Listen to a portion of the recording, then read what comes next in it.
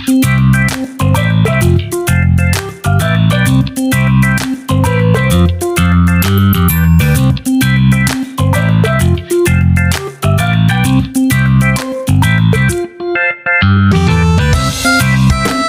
back to my channel Cambosdar. Please like and share, hit notification bell for my video update sa 8,000 peso SSS Universal Pension para sa mga senior citizen. Hindi pa aprobado ito bilang batas.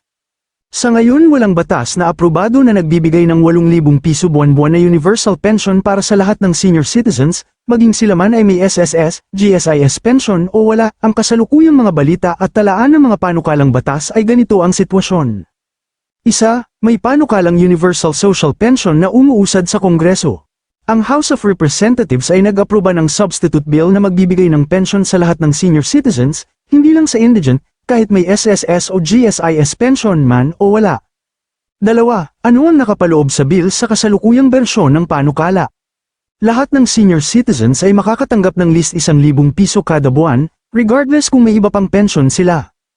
Ang pensyon ay maaaring tumaas kada 2 taon base sa konsultasyon ng DSWD at DBM. May opsyon ng senior citizen na i-waive ang benepisyo kung nais niya.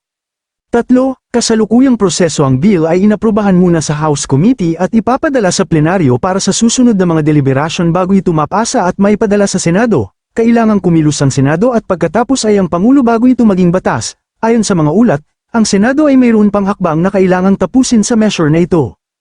4.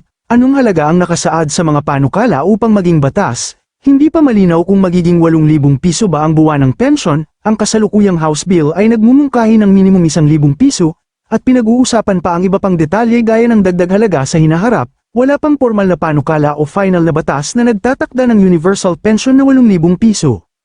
Hindi pa aprobado ang batas para sa 8,000 piso universal pension ng senior citizens. May panukalang Universal Social Pension na umuusad sa Kongreso, kasalukuyang minimum ay 1,000 piso at may posibilidad na tataas ito sa hinaharap. Kailangan muna itong maipasa batas sa House at Senado at pirmahan ng Pangulo bago magkabisa. Kung gusto mo, pwede ko rin ibigay ang pinakabagong forecast o status ng panukalang batas, halimbawa at tapos sa Senado, para mas malinaw kung gaano kalapit ito sa pagiging batas, at sa iba pang balita. Universal Social Pension Implementation. Inaprubahan ng House Panel ang P1,000 buwan Universal Social Pension para sa mga nakatatanda.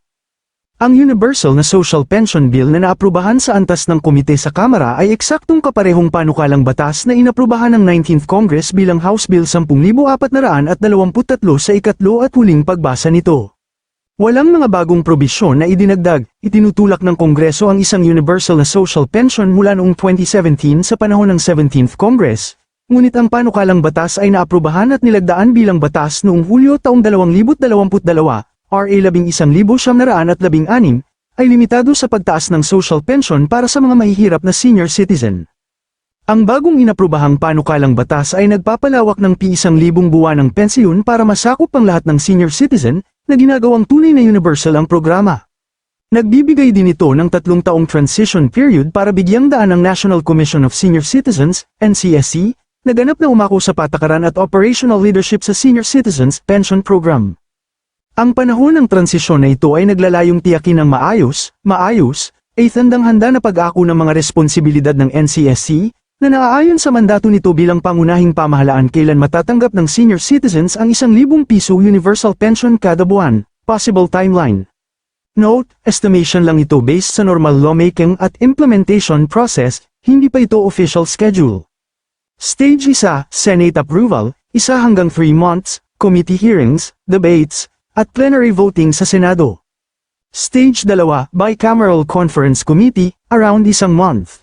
Pag-aayos at pag-finalize ng House at Senate versions ng Bill Stage 3, Presidential approval, up to 1 month.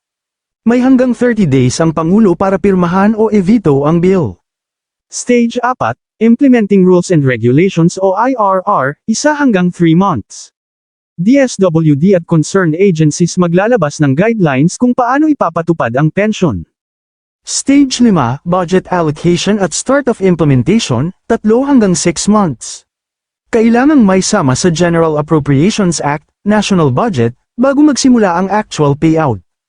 7 hanggang 14 months mula sa final Senate approval bago posibleng magsimula ang pagbibigay ng 1,000 piso pension reminder, hanggat hindi pa ito ganap na batas at walang pondo. Wala pang payout, mag-ingat sa posts na may exact payout date dahil wala pang official announcement. Universal Social Pension ng senior citizens at sana naibigan nyo ang aking video. Please subscribe, like and share, hit notification bell para sa update ng aking bagong video. Salamat po.